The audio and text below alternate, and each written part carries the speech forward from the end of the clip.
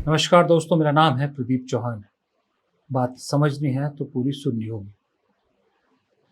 दोस्तों, पिछले कई दिनों से जिस तरह से मीडिया में अक्रॉस द प्लेटफॉर्म, चाहे वो सोशल मीडिया हो, चाहे टीवी मीडिया हो, चाहे अखबार हो, एक कहानी लगातार सुर्खियां बटोरे हुए हैं। वो है इंदौर के सोनम और राजा की कहानी। और ये अकेली कहानी नहीं है, इससे पहले भी बहुत सी ऐसी कहानियां इस देश के सामने हाल फिलहाल में आई है, जहां एक पति पत्नी के रिश्ते को, एक प्रेमी प्रेमिका के रिश्ते को तार तार होते हुए पाया गया है।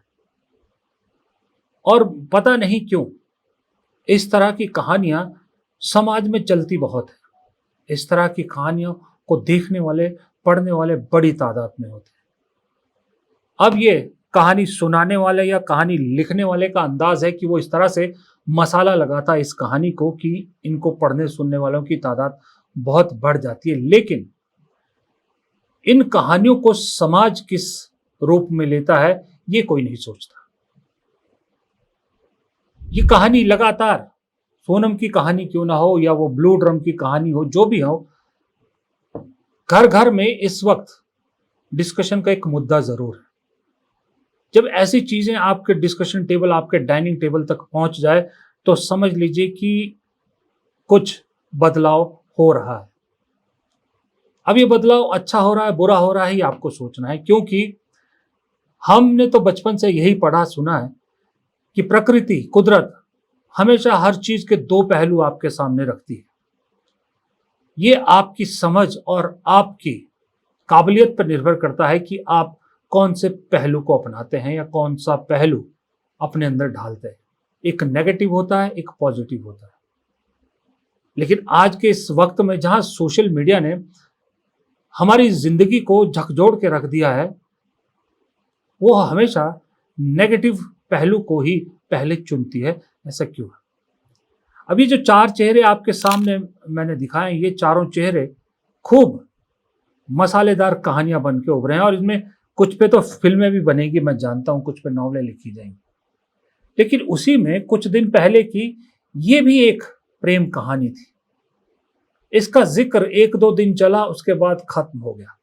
ये उतनी लंबी नहीं चली जितनी इन चारों की कहानियां चली। ये कहानी क्या शानदार कहानी थी। ये कहानी थी विवेक और सृजना की। हालांकि ये नेपाल के रहने वाले थे, लेकिन कहानी है रिश्तों की, आत्मीय रिश्तों की, पति पत्नी के रिश्तों की। ये धर्म, समाज, देश से कहीं ऊपर होते, जिसमें प्यार, समर्पण और संघर्ष का एक बहुत खूबसूरत मिश्रण था इसकी कहानी में, विवेक और सृजना की कहानी में। विवेक एक सोशल मीडिया इन्फ्लुएंसर था नेपाल का, जाहिर सी बात है। और सृजना के बारे में कहा जाता है वो यूएस में पीएचडी कर रही थी। उनकी पत्नी थी। दोनों एक दूसरे से खूब प्यार करते थे। लेकिन एक दिन अचानक पता लगा कि शादी के बाद कि विवेक को ब्रेन कैंसर है। और जब पता लगा तो विवेक लास्ट स्टेज पे थे। उसके बाद सृजना और विवेक के जो वीडियो आए हैं, जितने वीडियोस देखेंगे आप सोशल मीडिया पर, आपके अगर दिल को ना छू जाए तो आप मेरा नाम बदलिएगा। सृजना ने हर वो काम किया जो एक पत्नी को करना चाहिए, खुशी जीवन अपने पति के साथ बिताने के लिए। उनको मालूम था कि विवेक मर रहा है, रोज धीरे धीरे थोड़ा थोड़ा करके मर रहा है, लेकिन सृजना ने अपने प्यार में कोई कमी नहीं छोड़ी। वो त्योहार भी उसी खुशी से मनाती थी। हर पल उसने अपने पति के साथ ऐसे मनाया कि मानो हर पल में साथ जीवन जी रही हो। और आखिर तक यही एटीट्यूड सृजना ने रखा और आखिर तक अपने पति के साथ ऐसे ही रही। आज सृजना किस हाल में कहां है, किसी को नहीं मालूम। एक पहलू ये भी है, एक पहलू कुदरत का ये भी है, लेकिन इसको कोई नहीं अपनाता। अपनाते हैं हम नेगेटिव को, कि कैसे सोनम ने अपने पति की हत्या करवाई, या कैसे एक पत्नी ने अपने पति को एक ड्रम में गाड़ दिया, या कैसे एक पत्नी ने अपने पति को जान गंवाने पर मजबूर कर दिया, या कैसे एक पत्नी ने साजिश करके अपने प्रेमी के लिए पति को ही इस दुनिया से विदा कर दिया। ये सारी चीज़ें चलती है, नेगेटिव चीज़ें चलती है। और ये असर मैं फिर कहूँगा सोशल मीडिया का बहुत ज़्यादा है। सोशल मीडिया हमारी ज़िंदगी में कितना घर कर चुका है, इसका मैं एक उदाहरण आपको अपनी ज़िंदगी से देता हूँ। अभी 2 दिन पहले 11 जून को मेरा खुद का जन्मदिन था। मैंने कहा इस दिन को ज़रा टेस्ट करके देखते हैं। मैंने अपने जितने सोशल मीडिया अकाउंट्स हैं सब में से अपने बर्थडे की जो नोटिफिकेशन है उसको बंद कर दिया। मैंने कहा मैं देखता हूँ, हर साल मुझे हज़ारों हज़ार मैसेज जन्मदिन की बधाइयों के आते थे, हज़ारों अलग-अलग प्लेटफ़ॉर्म पे, सैकड़ों फ़ोन आते थे, सैकड़ों व्हाट्सएप आते थे। इस बार मैंने नोटिफिकेशन बंद नहीं की तो आप विश्वास करोगे, जब नोटिफिकेशन बंद, मेरी इमीडिएट फैमिली के अलावा किसी को याद नहीं था कि मेरा बर्थडे था। सिर्फ मेरे अपने परिवार के लोगों को और नज़दीकी लोगों को, सिर्फ उनको याद था कि मेरा जन्मदिन है। इसलिए उस दिन बमुश्किल मुझे 20 जो है वो शुभकामना संदेश मिले, 20, वो भी अपने ही लोगों से। इस कदर सोशल मीडिया हमारे जीवन का हिस्सा बन गया है कि हमें याद ही नहीं रहता कि हमारी ज़िंदगी में क्या चल रहा है। सोशल मीडिया हमें याद दिलाता है कि आज आपकी ज़िंदगी में ये होने वाला है। सोशल मीडिया हमें बताता है कि कल आपको ये करना है। सोशल मीडिया बताता है कि 1 साल पहले आपकी ज़िंदगी में क्या हुआ था।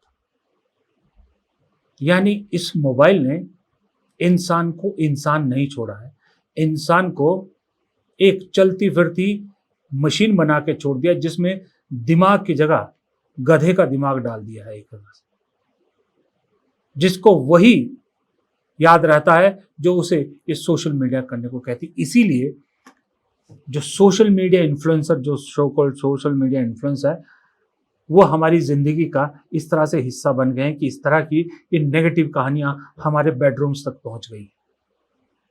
हम रोज़ाना सोशल मीडिया पे भद्दी गालियाँ, भद्दे वीडियोस देख-देख के कुढ़ते हैं। कहते हैं कि ये सोशल मीडिया में नहीं होना चाहिए, सोशल मीडिया का मिसयूज़ हो रहा है, ये हो रहा है। रोज़ाना हम फेक न्यूज़ देखते हैं। सोशल मीडिया पे दुनिया भर की फेक न्यूज़ देखी जाती है।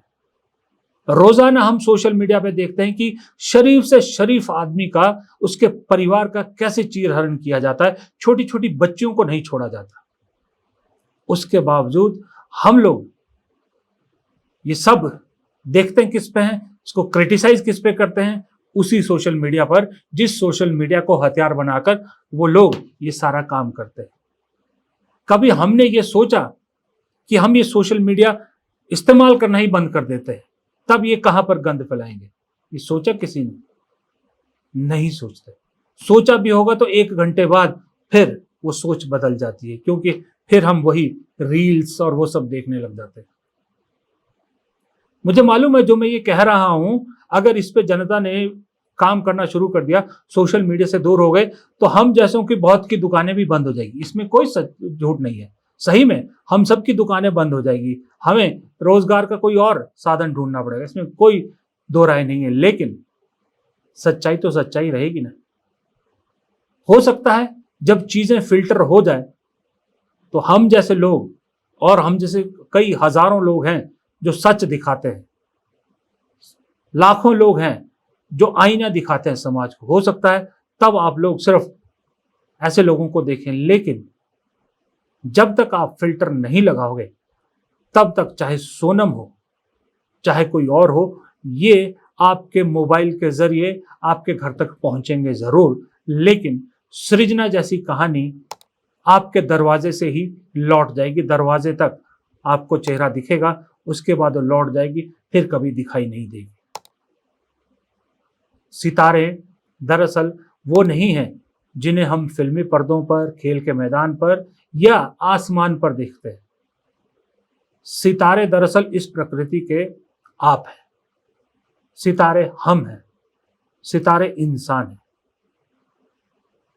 हम सितारे, हम मतलब सभी लोग एक ज़माने में बहुत मजबूत हुआ करते थे, जब हमारे घर में वो डायल वाला फ़ोन हुआ करता था। याद है, एक मोहल्ले में एक फ़ोन हुआ करता था, वो सबका फ़ोन होता था। कैसे सब लोग एक ही घर में टेलीविजन देखने इकट्ठा हुआ करते थे। वीसीआर पे वो फिल्में लाना, सबका इकट्ठे होकर देखना। रामायण महाभारत का वो जमाना जब पूरा शहर सुनसान हो जाया करता था, वो था दरअसल जमाना।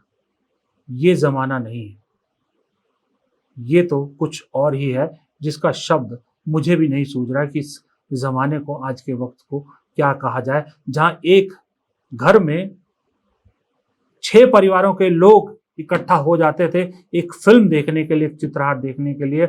आज वहीं पर एक ही परिवार के 4 लोग भी 4 अलग-अलग कोनों में बैठकर अपनी अपनी 6 इंच की स्क्रीन में अपनी जिंदगी तलाश कर रहे होते हैं।